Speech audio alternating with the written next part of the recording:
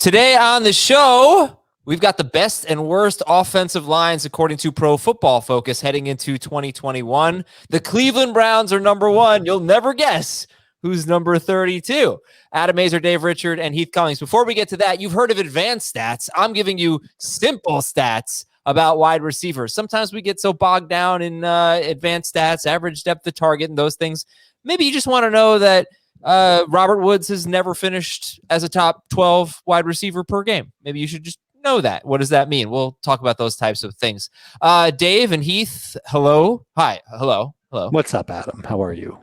Good. How are you? Yeah.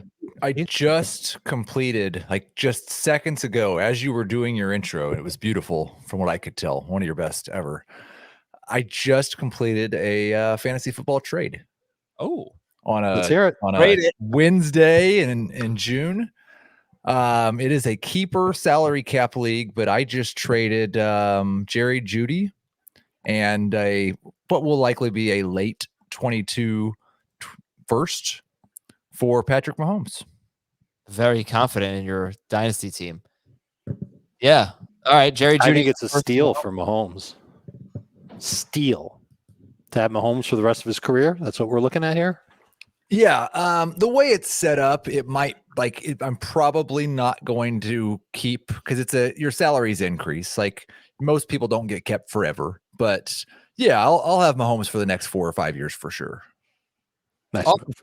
Well done. Yeah, good job. We're giving it a solid B+. It's a big time win for Heath.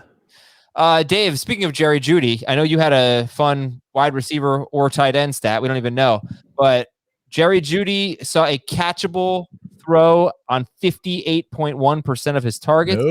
Nope. 48.1. No. We're talking about catchable, not what his catch rate was. I am sorry. It's okay. So basically, yeah. So for the first time, Heath's wrong about something. I'm kind of excited about that. That's fun. Yeah. I didn't know it was the first time. But. Yeah. So what you do is. Yeah, so just to repeat the stat, a catchable throw on 58.1% of his targets. That's terrible. Go ahead, Dave. You take the number of drops that a receiver has. You'd assume that he catch those passes. Those are on-target throws. You add that to the number of catches that he has. You divide that by the total number of targets he gets. Bada bing, bada boom. You've got your on-target percentage laid out for you. And a lot of receivers had an on-target percentage. Let's see. Let's just go look at some of the guys that had a very high on-target percentage. I mean, we got dudes that are in the 90s, the 80s. Here's one that's at 82.7%. None other than Stephon Diggs. How about that? What if I told you that before the season started, that Diggs would see a catchable target on almost 83% of his throws? You'd say, wow, what happened to Josh Allen? And well, now it's kind of what we're saying. Even more impressive that he's not a running back or a slot receiver or something like that. Right. Well, it doesn't really make sense to do this for running backs, but for receivers and tight ends, I think it's kind of an interesting stat. Yeah. And to see it for Jeudy, what you're hoping for, and maybe this is what will happen if Teddy Bridgewater is the quarterback there, or if Drew Lock can be a more accurate thrower. I can't even say that with a straight face. You could see that his numbers could go up. He had 113 targets last year. That was good enough to finish, I think, 23rd among wide receivers. He was 6th in air yards. Like, he had some good qualities to him. He's got to hold on to the damn football. But if you're a receiver, not even 60% of the throws that are coming your way are on target. It's a problem. Can I confess something? And people may have noticed this. When I talk about catchable rate, and there's a couple other stats like this where there's like 6 different sites that monitor the number. I usually just say approximately 60% or just under 60% because everybody's number is different. Like there's not an accepted catchable rate. The NFL is not keeping that number. Okay. I just looked on a different site and it showed 62%. Not to take away from that, like the stat is very true. And as Chris Towers would say, drops don't matter until it matters to the coach or the quarterback. So I think the point is taken. Like Jeudy, I just wrote about it this week in the Dynasty wide receiver rankings. He absolutely is a fantastic buy low. Okay, but this wasn't even about Jerry Jeudy. So Dave said that Judy's catchable throw, saw a catchable throw on 58.1% of his targets. Second worst. This was the second part of it. Second worst among wide receivers with 100 plus targets. Who had it worse? I thought it was wide receivers and tight ends, but it's just wide receivers. So who saw even a lower percentage of catchable throws with 100 plus targets, Dave? Who was it? No guesses? Nobody wants to take a guess? I've got a guess. Go ahead. I read the email. I shouldn't. Okay, guess. so don't guess. Adam, did you read the email? Because I put it in at the very end. No, I didn't. How did I not see that? Because you're dumb. Now, take a guess on who you think had a worse catchable target rate. A lot of targets. I'll say. Can I give you a clue? Yeah. Think of someone who also had a terrible catch rate. I'm going to say Evan Ingram. It's a good guess. But he's not a wide receiver. Not correct. And I'll get you Evan Ingram's catchable. That's why I was saying the wide receiver. Pretty bad guess. Well, the original part of the email said wide receivers and tight ends, I thought. But Evan Ingram's catchable target rate was 69.6%. Nice. So I think that's actually like a surprise. You'd expect that to be a little bit lower. This show is not Daniel Jones about this stat, Dave. Just give me the answer. Who is AJ Green? 49.5% of his targets in 2020 were on target, which means the inverse 50.5% were off target. Ugh. So if Kyler is probably an upgrade over, well, he's definitely an upgrade over the non-Joe Burrow quarterbacks in Cincinnati. I'd have to go back and see how many of Joe Burrow's throws were off target. I would too. Because maybe that. But I'm not really going to look that up right now. I'd rather talk about what we're going to talk about on today's show. Look it up. That's the cliffhanger for the next podcast. Good. Maybe what a cliffhanger that AJ Green's not just a throw. Maybe he's a good late round pick that people are using on Rondale Moore. Maybe it should be used on AJ Green. All right, last night, Tuesday night, I know you're hearing this on Thursday. We're recording it on Wednesday, late afternoon. Tuesday night's mock draft was awesome. We had a great time. I hope you were there to join us. We had a lot of people in there chatting with us on youtube.com/fantasyfootball today. We're going to be live next Tuesday again, 7 p.m. Eastern. Basically, set the calendar invite. 7 p.m. Eastern. Well, you're not invited to be on the show, but you're invited to watch. We'll have another mock draft, okay? So be there, youtube.com/fantasyfootball today, 7 p.m. Eastern. Next Tuesday, we will see you there. Subscribe to the channel, turn the notifications on. You'll know exactly when we're going live. And we'll see you at youtube.com/fantasyfootball today, Tuesday, 7 p.m. Eastern. A reminder, you can watch all of our shows at that URL, youtube.com/fantasyfootball today. They're not live, but you can watch them, like you listen to the podcast. Okay, simple stats for simple people. That was the name of the segment. Of course, the first time I wrote it, I misspelled the word simple, got the L. So that really worked. But these are some simple stats because really you can get so bogged down in all these advanced stats and they're great. But sometimes it helps just to know something like this. Keenan Allen in his last 4 seasons has been top 12 per game in PPR every year. He has been top 8 3 times, 4th, 12th, 8th, and 6th. That's where he's finished each of the last 4 seasons in full PPR. And his ADP is wide receiver 10. He's not as good in non-PPR. He's been 4th, 16th, 18th, and 13th. So only one top 12 per game finish in non-PPR and only one top 10 per game finish in half PPR. That actually stood out to me. He had 1 year where he almost 1,400 yards, and he was 4th per game in every format. But in half PPR, he's been 15th, 12th, and 11th per game each of the last 3 seasons. But in PPR, 4th, 12th, 8th, and 6th in 4 straight seasons. So that tells me something, Heath. I mean, that just tells me there's a lot of safety there with Keenan Allen. I know you like him quite a bit.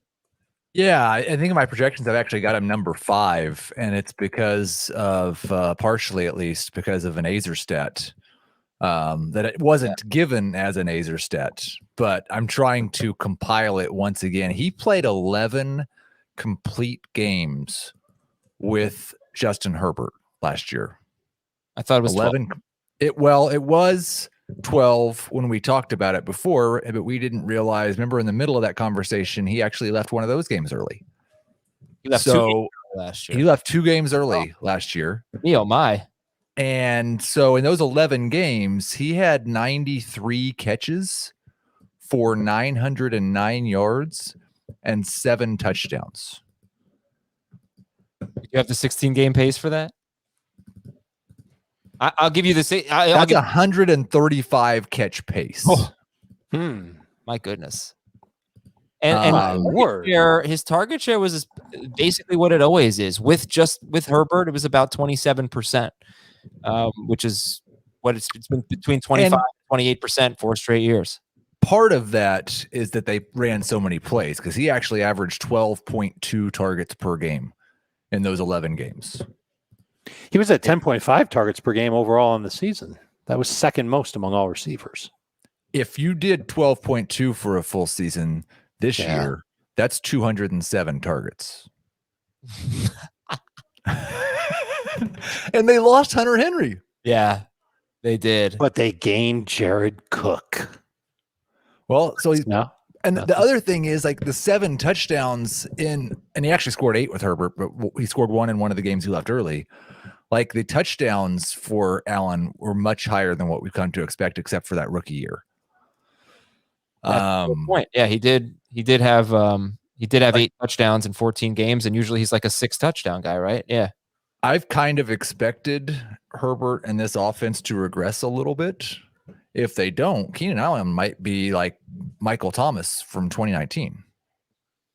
Okay, let's go to our next simple stat for simple. Can I say one last thing on Keenan Allen? Yeah.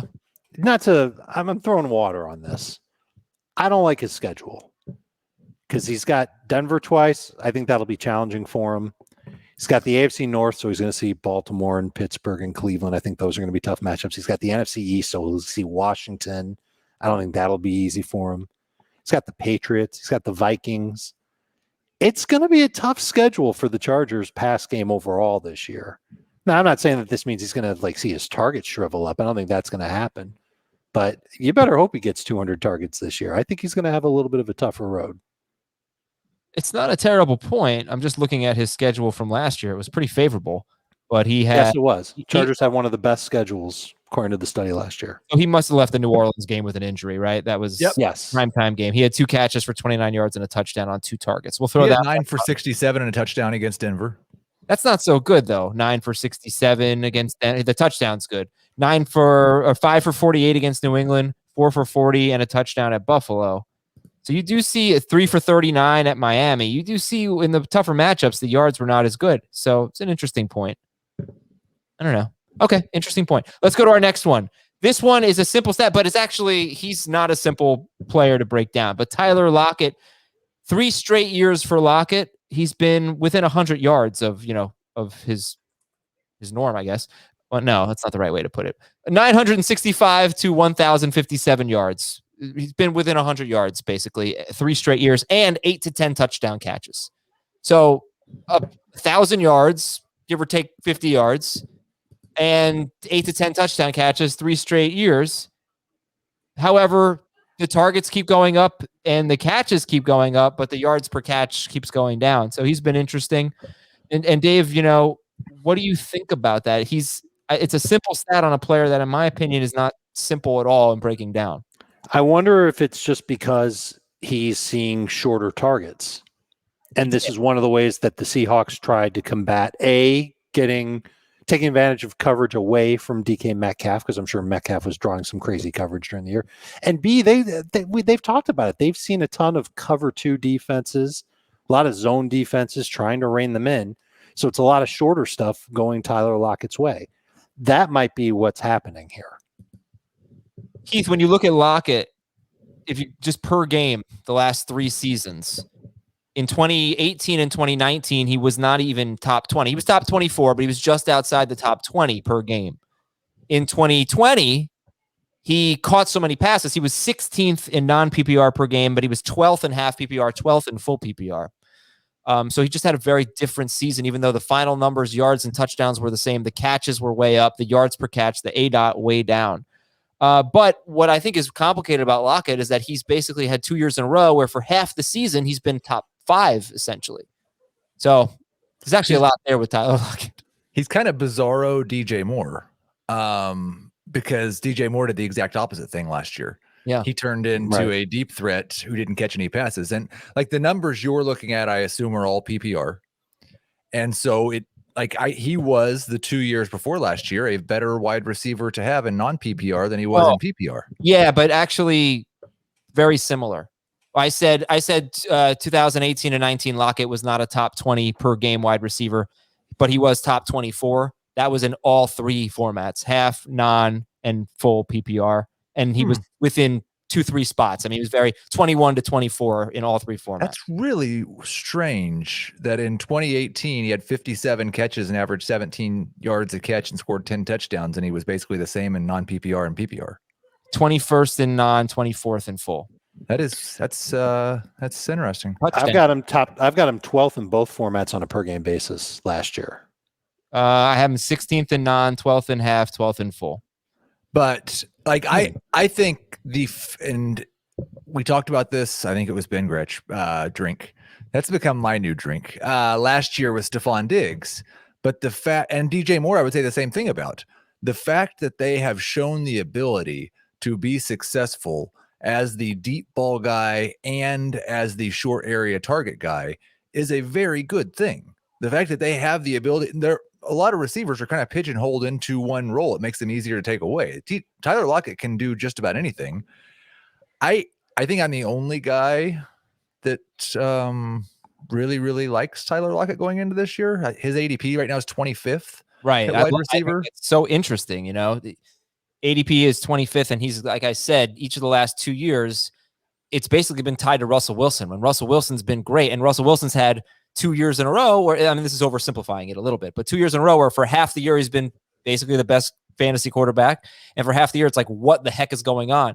But when he's been great, Tyler Lockett has been great, and he's the 25th wide receiver off the board. And I think that the best thing to do in this scenario is just not try to overthink it. Tyler Lockett's been really, really good. And I think Tyler Lockett's going to be really good.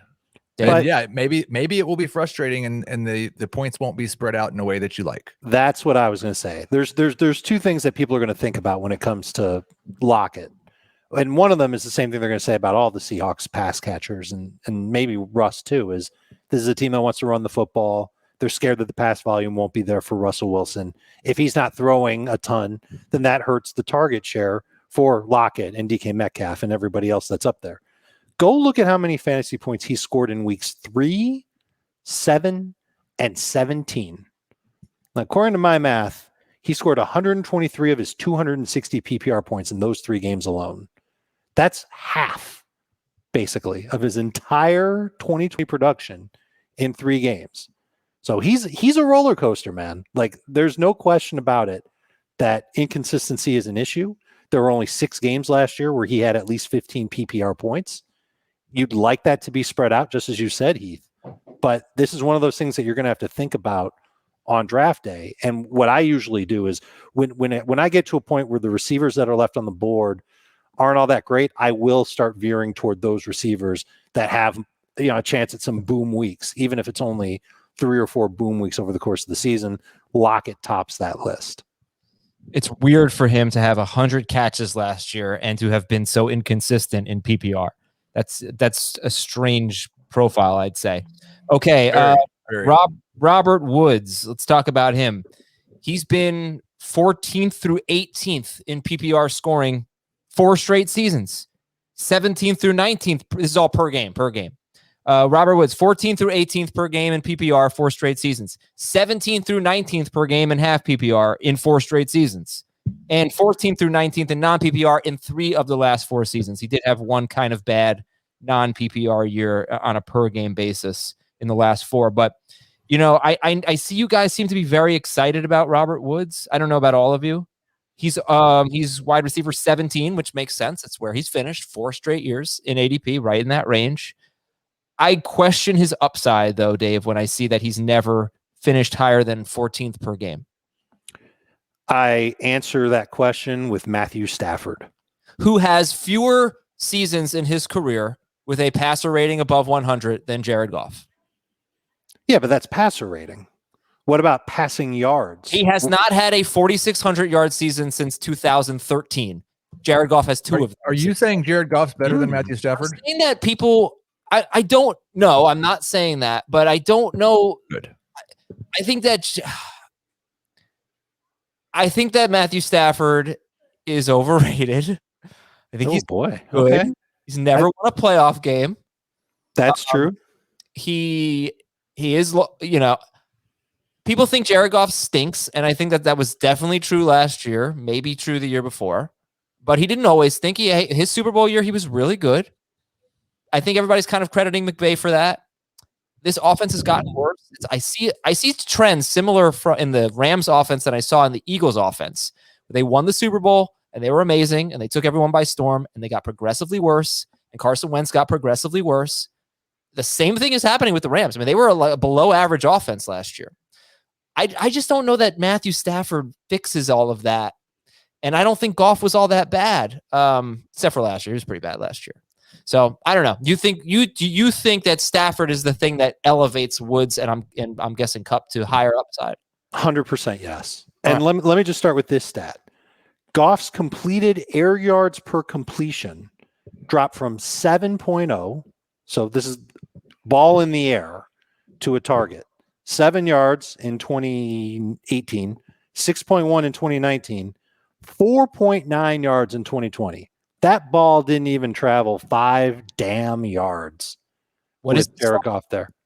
Oh, this Goff. Is air yards per completion. This is Goff. Yeah. This is not Matthew Stafford. Stafford has way more air yards. You take a look at his air yards, even last year. For example, last year, 898 air yards for Robert Woods. That's gross. Yeah. Marvin Jones had 1,461 air yards. Kenny Galladay had 466 air yards in 5 games, almost 100 air yards per game.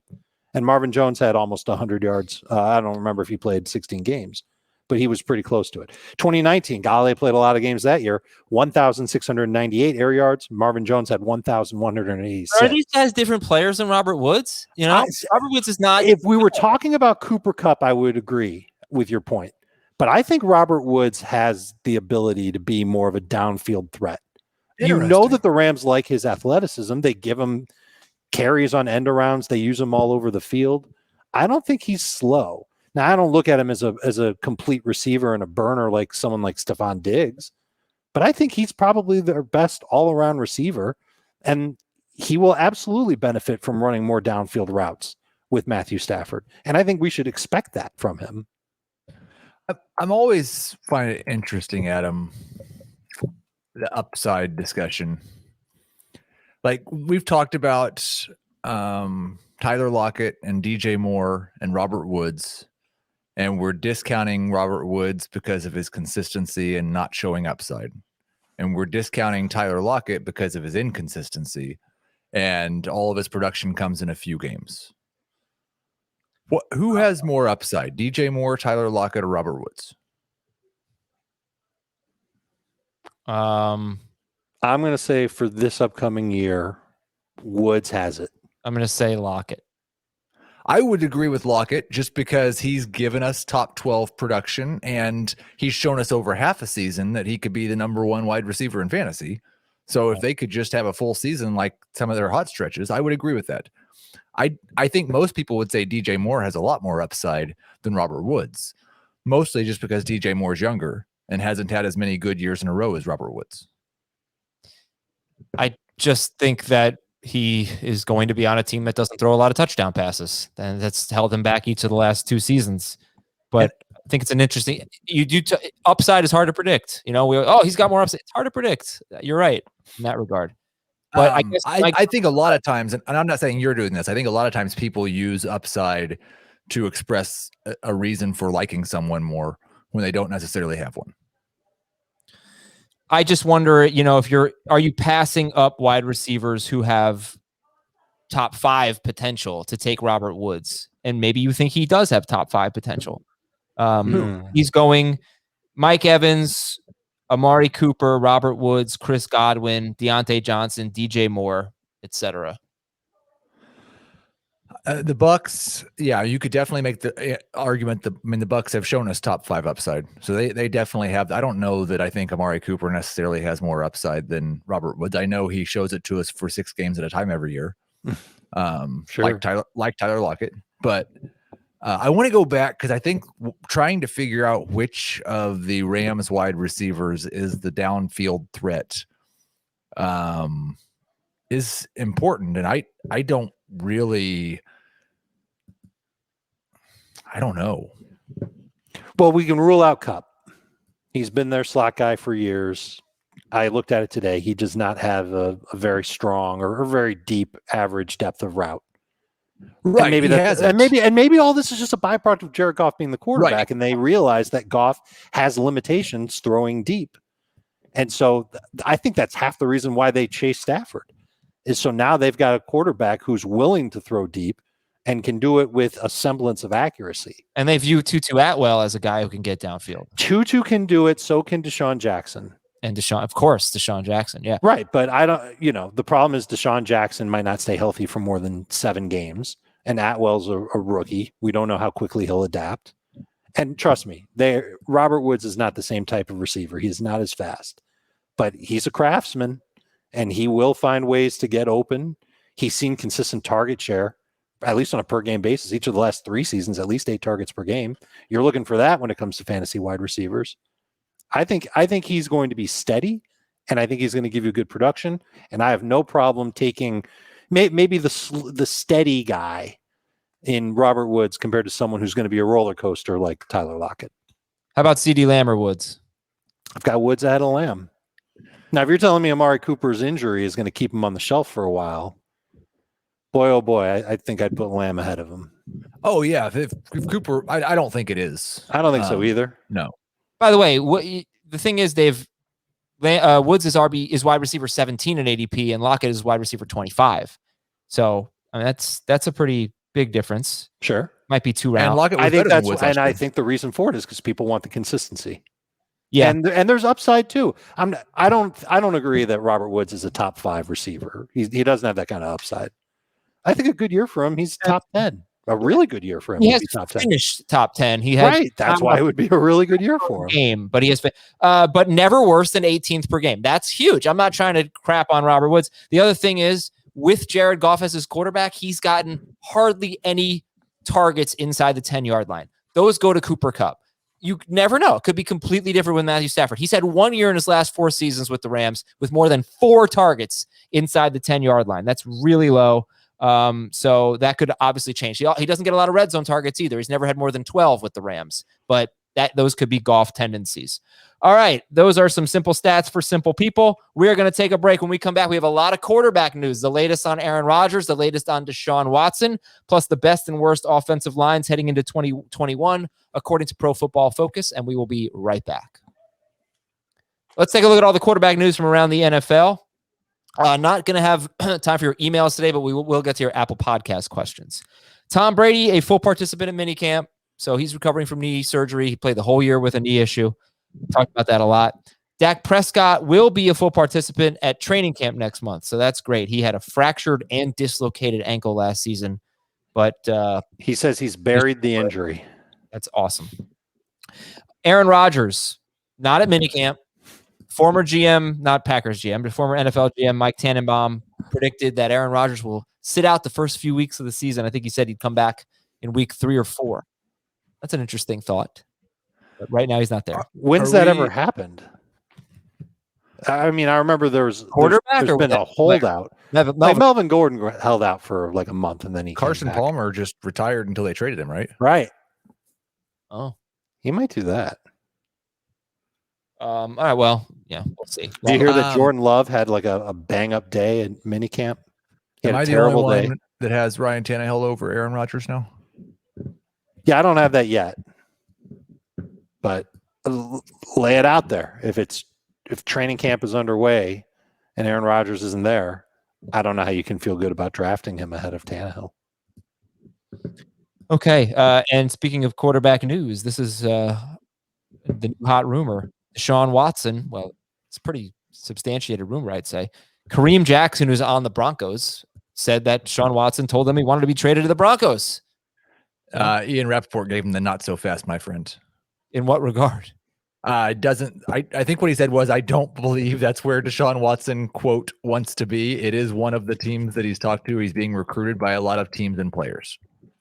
That's interesting. I mean, this is a former teammate of Deshaun Watson's, a current Bronco, who says Deshaun Watson wanted to be traded to the Broncos. I wouldn't like Deshaun Watson may have told that to several people. Yeah, what do you think he told Will Fuller?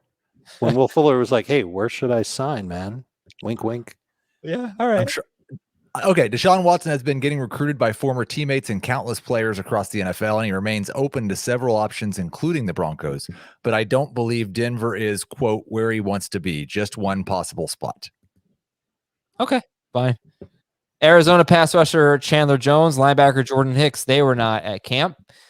This is bigger news. Jones is a big deal, by the way. Yes, he is. He's an unbelievable part of that defense. Jim Harbaugh said the team is emphasizing using the running backs in the passing game. Oh, it's going to be huge for Michigan. John Harbaugh actually said the team is emphasizing using the running backs in the passing game. And the high for a running back is 26 catches by Mark Ingram in the Lamar Jackson era, the last 2 seasons. And J.K. Dobbins made a really cool catch at OTAs. Mm-hmm. Cool. He leaped. All right, 26 catches. Now let's go 28 catches in 17 games, over under. For all the running backs, I'll say over. For Dobbins. Oh, my heart wants to say over so badly. I've got him projected for 23. I'm going to go under. I'll say over. I'm following my heart. Calvin Ridley had minor foot surgery, and Curtis Samuel has a groin injury. I wanted to tweet something, and I think it was probably inappropriate, and so I just wanted to ask you, Adam, because you're the determiner. Okay, yeah. When I saw the tweet that Calvin Ridley had minor foot surgery, I wanted to quote tweet it and say he's already filling Julio Jones' shoes. Oh. No, Julio Jones stayed pretty damn healthy for 4 years in a row before last year? Mm-hmm. Yeah. It wasn't a criticism of anyone. It was just like he's doing something that Julio did. Were you saying fill his shoes? Was that a foot joke? It kind of works, doesn't it? Yeah, it does. Absolutely. I hope Calvin Ridley makes a speedy recovery and both he and Julio Jones play 17 games this year and for as long as they want to play football. And I was going to quote tweet it and say it's Kyle Pitts' 200 target season. Oh, please don't say season. Can we please bury that? SZN. I hate that. Well, I mean, you could just start saying it all the time and then you could nerf it. By the way, if you want to hear more about Calvin Ridley, I just recorded 2 episodes of Fantasy Football Today and 5 with Jacob Gibbs. There are advanced stats, and then there are Jacob Gibbs advanced stats. We did AJ Brown, which is publishing Thursday, Calvin Ridley, which is publishing Friday. Reasons to be excited about both of them. Reasons why Julio Jones may not have as much of an impact as you might think on AJ Brown. So please listen to those on Fantasy Football Today in 5. Also, watch HQ. CBS Sports HQ. It's always on, and CBS Sports HQ is the network to start your sports news day. 8 a.m. Eastern, Morning Buzz. That's an hour of highlights, news, and all the day's need to know. And then leave it on all day, but make sure you're watching at 6 p.m. Eastern when we break down all the night's action and release dozens of picks from the best analysts and cappers in the sports world. How do you watch HQ? Go to your Roku, your Apple TV, your Fire TV, really most connected TVs, and look for the CBS Sports app. Fire it up. Check out HQ, the only 24/7 free sports streaming network. And now let's talk about the best offensive lines in football, according to Pro Football Focus, that's going into 2021. Cleveland was the best last year, and they return all 5 starters, so they are giving Cleveland the nod as the best offensive line in football. I'm going top 5 here. We can talk about as many as you want. Dallas is 6, but Cleveland is 1. The Colts are 2. The Patriots are 3. They should have a big improvement there. The Saints are 4, and the Bucks 5. Cleveland, Colts, Patriots, Saints, Bucks. Heath, when you see that list, does anything jump out at you? I mean, I don't like you said, the Patriots, I guess, are the one that is the surprise based on what happened last year. It's just, what do you do with that information? Like, are we going to upgrade Cam Newton? No, he might lose his job to Mac Jones. We're going to upgrade Damian Harris. Well, he's only going to share with 4 other running backs. Is he? What's that? Is he? You want to do your thing No, where no, you act like the Patriots don't chop up asking. running back touches? I'm honestly asking. He had a pretty good season last year. And Sony Michel, we heard rumors that his roster spot isn't even safe. I I know think that's why they drafted Stevenson. yeah, they did draft Stevenson, but what was he, a fifth round pick? I still think James White's going to be their pass catching back. Sure. I'm not expecting catches from Damian Harris, but I made the case that Harris was so unlucky because Cam Newton scored so many rushing touchdowns. That's not unlucky. That's Cam Newton. He scored 12. That is a lot for any quarterback in any season. I think he could But be he's good at it. That's why they had him do it. And he might be lose a poor his job. man's- So what if they go to Mac Jones? Does that not help? Well, then that would open things up for Harris, assuming that Harris is the guy they enlist in that role. It would open up goal line carries for Harris. It would close down rushing lanes. He wouldn't average 5 yards per carry or anywhere close to it if Mac Jones was a quarterback. I'm not sure if it would be like that. I think the offensive line's good enough to pop open some lanes for Harris. Third best in football. No, I think it's, the bottom line with the Patriots is when you look at the injuries they had on the offensive line and the talent they had, it was one of the worst situations in football last year, right? Fair to say? Yes. Yep. Oh. And their defense didn't play to expectations. And there were a bunch of games where they just were not competitive. Yeah. But things are bad. Okay, so that's your take on the Patriots. Dave, anything else? Anything you want to add here? I'm surprised the 49ers didn't crack the top 5. That's one of my favorite offensive lines this year.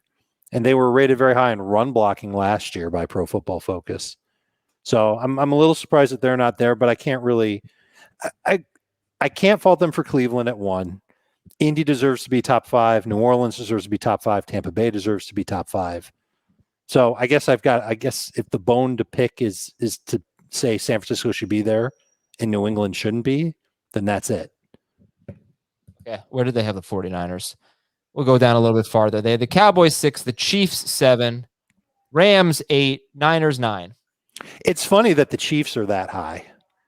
I mean, they should be high based on all the moves they made this offseason. Remember, they're not judging them based on last year. It's current personnel. But that's another team I think I'd put the 49ers ahead of. It's been such a roller coaster for the Chiefs because they had a good offensive line early last year. They did. And then everybody got hurt. And they had like a Steelers offensive line in the Super Bowl and then cut half of them. And now they have a good offensive line again, I guess. They have Orlando Brown at left tackle and Joe Thuney. Those are 2 offseason additions. So big deal there. All right, let's take a look at the 5 worst offensive lines. Number 32. This is what PFF is forecasting going into the season. The New York Giants. Number 31. Carolina Panthers. Saquon Barkley, Christian McCaffrey, you got your work cut out for you. We know McCaffrey's so involved in the passing game, but we don't know. Barkley might have 60% of the catches that McCaffrey has. So when you see that their offensive line, which was horrible last year and is rated as the worst going into the season by PFF, does that give you pause, Dave, on Barkley? No, I'm more concerned about Barkley's workload and how much will he actually get the type of touches that we're expecting him to get. When you draft him as a top 5 running back, you're expecting him to get 20 touches a game. And if he's not all the way back from his injury, he's still going through rehab. Do they ease him in? There's been talk that could happen. And that would suck. That would suck to spend a big pick on Saquon Barkley and then, he's only playing 60% of the snaps and Devontae Booker is in there playing a lot of snaps. That's not cool. Okay. So Giants, Panthers, Dolphins are the 3rd worst. Steelers, Jets. This is pretty similar to the end of season rankings. Giants, Panthers, Dolphins, Steelers, Jets. The Jets, we know they drafted an offensive lineman, a guard in the 1st round. And we like Mekhi Becton, but we just said on a previous show that he's out of shape. The Dolphins, Giants, Jets, they've all invested heavily in the last couple of years in their offensive line. Mm-hmm. I think the Steelers should be last. Well, the Steelers are a big unknown because they're replacing Villanueva and Pouncey. Those are 2 veterans. But mostly with guys who weren't good enough to play over them last year, right? Exactly. Right. So it's a little strange what they're doing. You can make the case for them to be last, but just so many unknowns. I'm wondering where the Texans are on this list. I'm wondering where the Raiders are. You want to talk about a team that's had upheaval on their offensive line. Texans are 20th. Okay. And where are the Raiders at? 25th. Where are the Bengals at? and like 23rd or something. And where are the Giants at? The bottom. Yeah, that's I just want to hear wonder that again. if I wonder if the Raiders get extra credit for Tom Cable, Maybe. which would make sense. Mm-hmm. Like he's really good. Yeah. But yeah, I mean, it sucks for Daniel Jones. I think that's what sabotaged his career so far. Yeah. When I was studying his, remember how he had all those fumbles 2 years ago? Uh-huh. When I was studying that, so many of them came fumbles last year.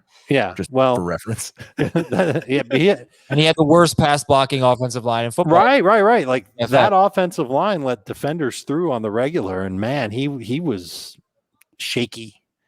He didn't like that, which is how most quarterbacks are. Most quarterbacks, when the pressure's on, they wilt. This wasn't my idea, everybody. I swear I had no intention of Daniel Jones talk. Okay, so those, I don't know. I don't know if you have any final thoughts here. See, Heath just puts the ball on the tee for me, and I just hack away. I feel like a bad offensive line is, I'm going to say it, the only thing that will hold back Najee Harris. I don't see how he could have a bad. I agree. And the more I've studied this offense and what they're going to do, the more I like it for Harris. Yeah, and the more I dislike it for the pass catchers, but especially Juju.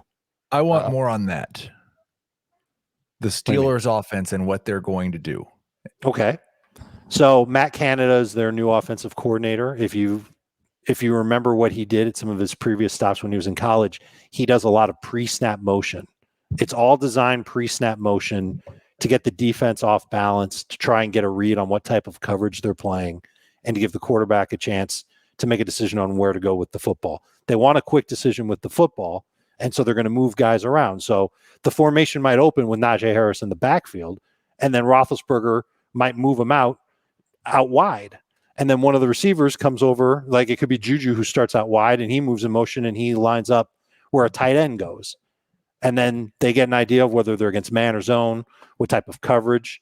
And Roethlisberger is a smart quarterback. He can make a decision on where's the best place to go with the football. And Harris is versatile enough where he can be a good pass catching option for them if they find that he's got a favorable matchup after all the pre-snap motion.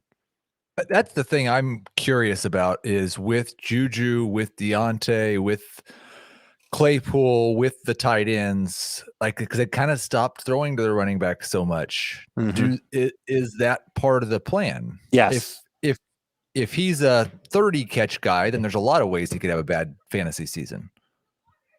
I just think he's going to be among the league leaders in carries, unless they get back to their stupid offense where they throw the ball all the time. But I don't think which they've done each of the past 2 years when Ben Roethlisberger was healthy. No, but they still managed to give big work to one running back. They tried. Connor couldn't stay healthy, and I don't know. I just feel like you know what they don't do. Okay, they don't do running back by committee. Agreed. That's exactly what it is. So that's why I think Harris is set up for success, unless the line is terrible. They ranked 10th in running back carries last year. 10th fewest, I should say, in running back carries. Only 322 carries to their running backs last year. 60 catches to their running backs. That was also fairly low. I think they're going to give more work to their run game. Obviously, they want to do that. That's why they drafted Harris. And I think that takes away from the short targets that all the receivers got. Who got the most of them? It was Smith-Schuster, who, by the way, barely finished as a top 24 receiver in points per game in PPR, despite 97 catches and 9 touchdowns. If I had to guess, I would say that they do not want to look much like last year. I don't think Juju, and that's interesting. Like you bring up the Juju and the short area targets. There was something that came out today that said he had made it very clear he does not want to play the slot this year. Oh, good. That's huge news. I assume that means Deontay's playing the slot. That was bad for him. It was really bad for him. I like it better with any receiver other than Juju in the slot because they get a size matchup with Claypool and they get a speed matchup with Johnson. And they get size with Juju. He's a big dude, but he's not a Juju and Deontay are the same speed. Do you think so? Or is that true? I think is that based on their combine? Yeah, when I watch them, I feel like Deontay's a little faster. All right, let's go to our Apple Podcast questions here. Thank you all for your Apple Podcast questions. We got a lot of them, so here we go. Call me out on that if you disagree, by the way. If you're listening and you think that that's not right. BD531. Hey, Larry, Robert, Danny, Kevin, and Dennis. Oh, it's Heath's favorite. You must love those guys. I think Larry, Robert, Danny, Kevin, and Dennis. 80 I'm blanking. short shorts. Royal. Oh, yeah, Cover four. Celtics. Yes. Yeah. Oh, Celtics. 12-team PPR league. One keeper. Dalvin Cook in the first round or Calvin Ridley in the fourth round? 12th overall or 48th overall? Cook or Ridley? PPR. I'm going Dalvin. Same. From Yoem Cat. What are your thoughts on keeping career stats in mind? Oh, you know what? We read this one actually via email. So I will skip it because you heard that one via email. From R. Mitchum 1. I recently inherited a team in a 12-team Superflex league where I have the number 3 pick. Do I go with a quarterback or Najee Harris at 103? I am leaning towards Harris. It is Superflex. He has Prescott and Rodgers. He has Hill, Edwards, Elaire, Dobbins. Who's Taysom Hill, that must be. Okay. Yeah, what do you think? Well, he listed both Hills. He listed Hill after Rodgers, then he listed Tyreek Hill. Yeah, but among his top he's receivers. listing them by position, so I'm gonna go Prescott, Rodgers, Hill. It must mean Taysom Hill. Anyway, Edwards, Elaire, Dobbins. He could use some running backs here. So what would you do? I'd go Harris. Yeah, I mean, I'd go Harris as long as Lawrence and Fields go 1-2. Okay. I wouldn't take Harris over Lawrence in Superflex. Okay, from Kidden Lindley, 12-team Dynasty League. I have the first, the third, and the fourth overall picks. Nice. Wow. I think that's nice. That probably means you bombed last year. I have Akers, Metcalf, DJ Moore, Jeudy, Ayuk, and Claypool. I need a second running back badly. Now, obviously, he can draft one. He has picks 1, 3, and 4. I was offered DeAndre Swift for the 4th overall pick and Jerry Jeudy and a future first. Steep. Yeah, I love DeAndre Swift, I think, more than anybody, and I don't believe I would do that. But you can get a second run. Like I would still take first, I'd still take Chase first, but then you're going to get Harris or ETN at 3, and you're going to get like either Pitts or the other running back at 4. Right. But he needs a second running back badly. I would lock up Harris at 1, and then you're going to get either Pitts or Chase at 3. Mm-hmm. That's what I would do. I would lock up that running back first. And what if it were Swift and a second round pick next year? Is that enough to even the scales for you? Not really. Yeah. Yeah. You never know. It just depends on where that pick's going to be. If it's 22nd, then no. If it's 14th, if I was to get a second next year and maybe a receiver that's worse than Jeudy, I would take. Oh, now we're throwing another player in. Yeah, but I mean, we're not talking about a good player. It's just someone for the bench. Okay. Someone who maybe has some potential, not the same type of potential as Jeudy. I need to correct an error. Deontay Johnson was 1/100th of a second faster than Juju. 4.53 to 4.54. All right, this is from That King Cole. I have the number 1 pick in an 8-team startup dynasty, 2 QB IDP. Should I hold on to that number 1 pick and grab Mahomes, McCaffrey, or Kyler, or trade back to 4th or 5th?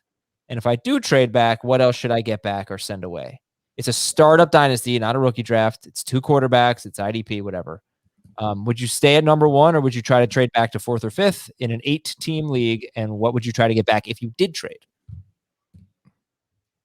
I'd just take Mahomes.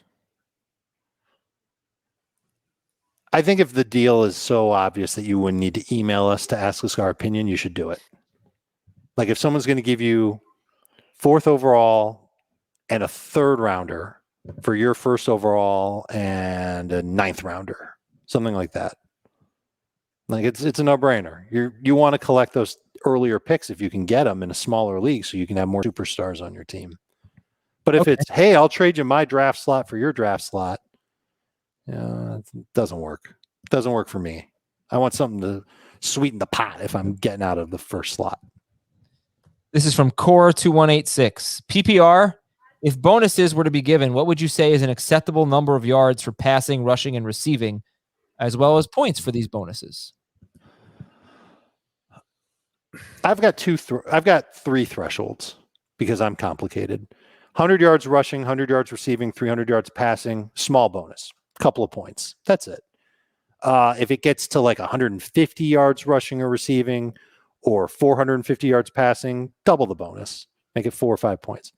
If the player were to set a single game NFL record, then that should be worth like 20 points, but only in those specific cases. I don't really like bonuses, but if you're going to do them, I strongly prefer a rushing plus receiving bonus as opposed to a rushing or receiving bonus. And you can set it a little bit higher if you want to. But like it really penalizes very, very good backs like Austin Eckler, who might have a lot of games with 70 of one and 70 of the other. I'll tell him to man up and get some more carries. I don't want to tell him that. So I prefer, like, I would probably, the 300 passing is like the traditional thing to do. But if you wanted to do like that, and then maybe 110 rushing plus receiving. Okay. From Clint, a lot has been made of the Burrow-Chase connection in college. Not to the same degree, but what do you think about the Hurts-Devontae Smith connection? Could we see similar upside out of the gate? And I'll throw another one in there, the Waddle-Tua connection. Sure. Yeah. That's pretty cool. Hurts and Smith, I believe they had 2 years together at Alabama. I don't know how much they actually played together. I'm sure they practiced together a bunch. In 2018, Jalen Hurts threw 70 passes. Mm-hmm. I don't know how many of those went to Devontae Smith, but 65. I don't think so, because Henry Ruggs, Jalen Waddle, Irv Smith and Jerry Jeudy were all also on that team. Mm-hmm. I don't know why Alabama always wins.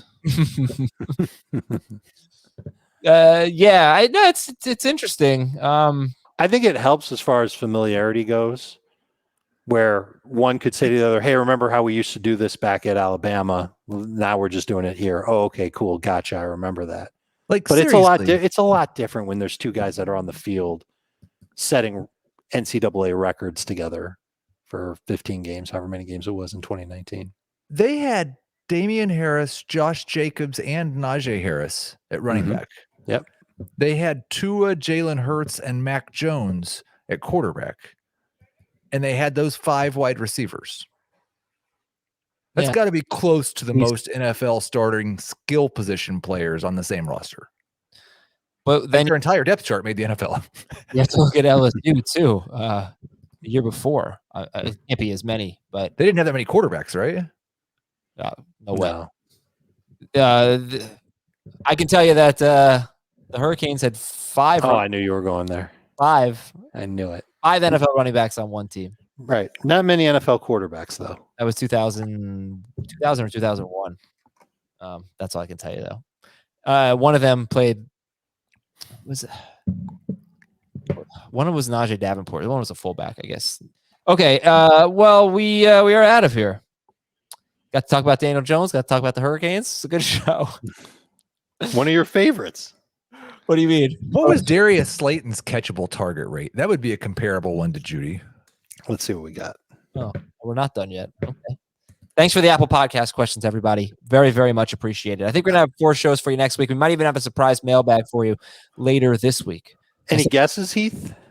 Percentage of catchable targets for Darius Slayton? I'm going to set the number at 62. Okay. Adam, is it over or under 62? It is under. It is under 59.57%. Makes sense. Okay, we're out of here. See you later, everybody. If we don't talk to you with a bonus mailbag, have a great weekend. If we do talk to you, have a great Thursday. See ya.